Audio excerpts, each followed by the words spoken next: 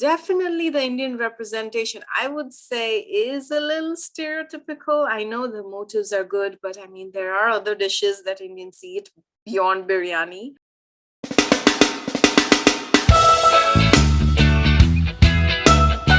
Well, hello guys, welcome to our channel, Benny Through.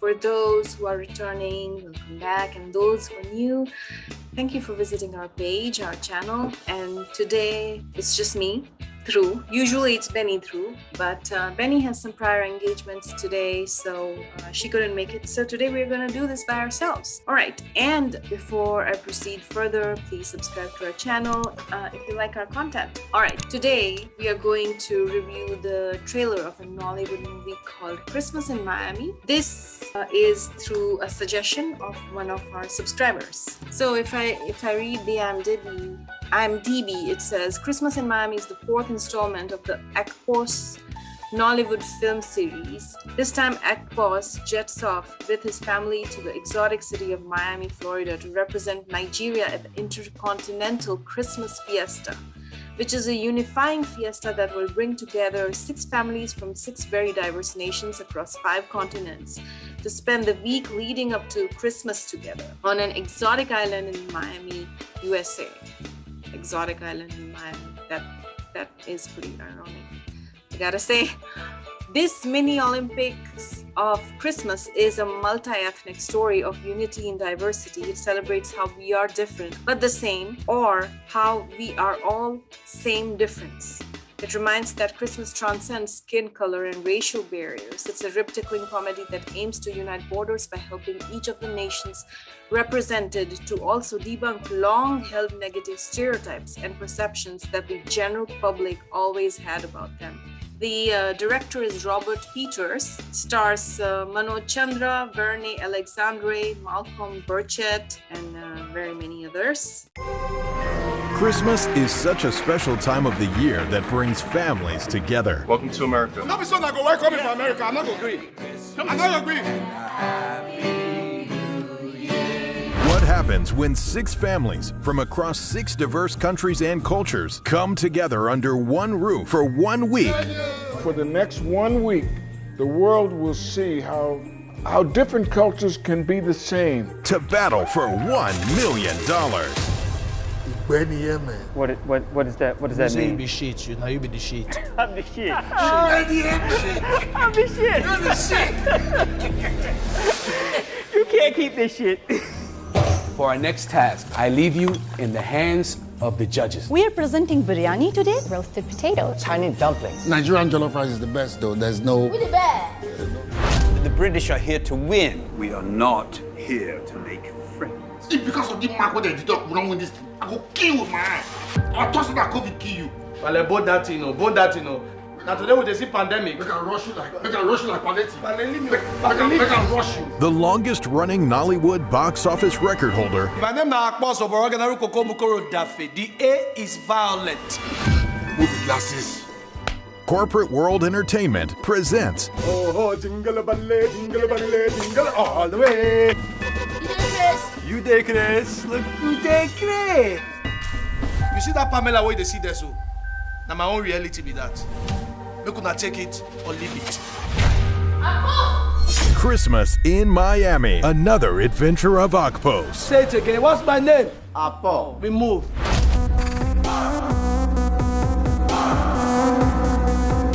See where they close the cover.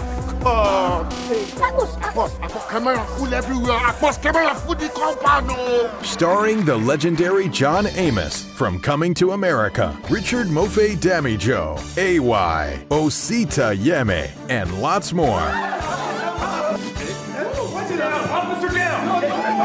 Christmas in Miami will be showing in all cinemas nationwide from December 24th on Christmas Eve.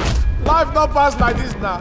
The sky is blue for me now. The sky is blue for me now.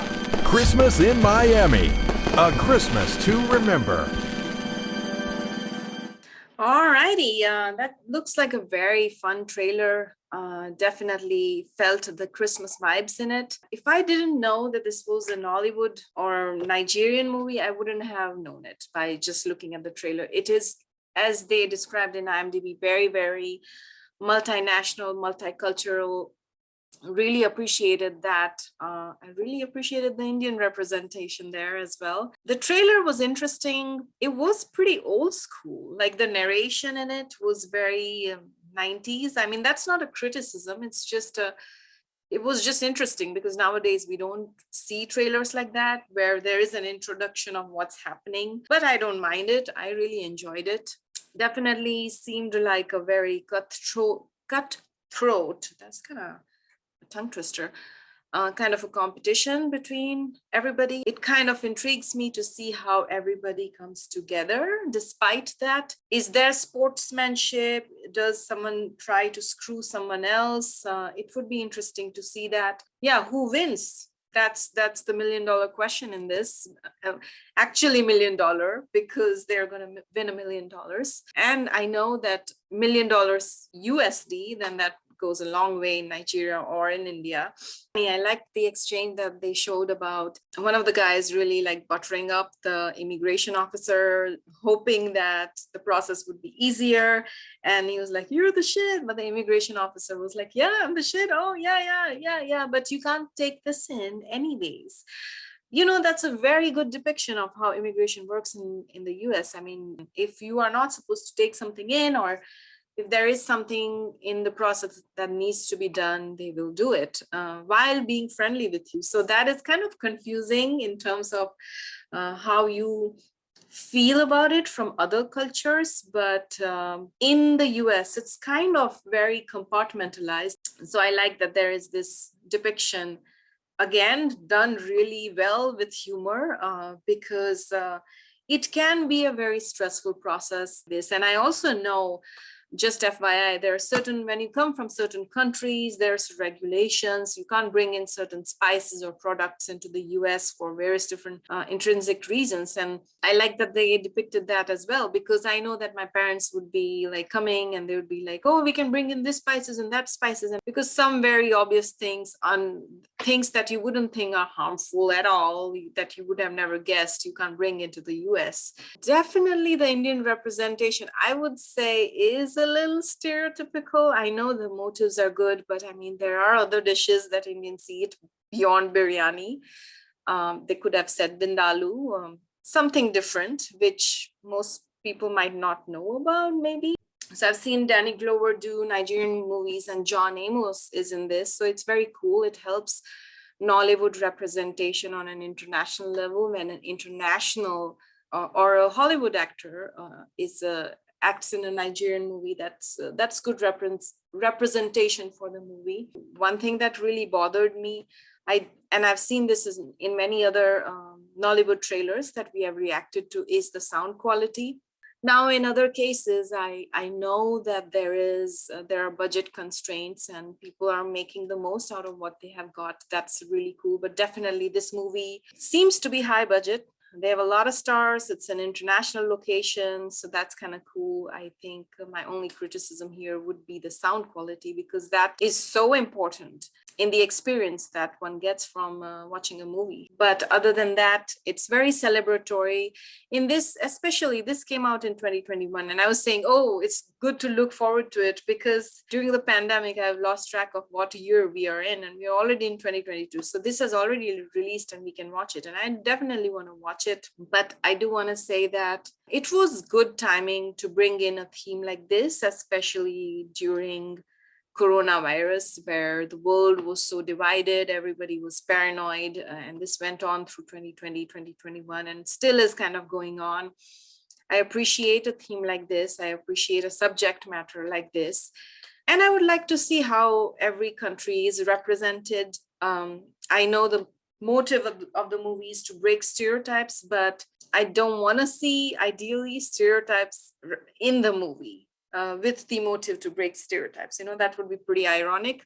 I know in a movie like Coco, for example, which was a movie based on a Mexican theme of the Day of the Dead, they had subject matter experts from that culture to represent it with dignity and in the right manner. And I wonder if there is a more diverse team here to represent the different cultures that are involved, which is India, Britain and whatnot. This is a very sensitive theme they have taken on. I definitely appreciate the intent behind it. It could be criticized if not done well. So it's definitely bold of them to take a theme like this. It seems like this is a series of movies or adventures of AKPOS. Like, I suppose it kind of makes me think of Tintin and his different adventures. So I would definitely also be interested in seeing what other adventures has AKPOS had.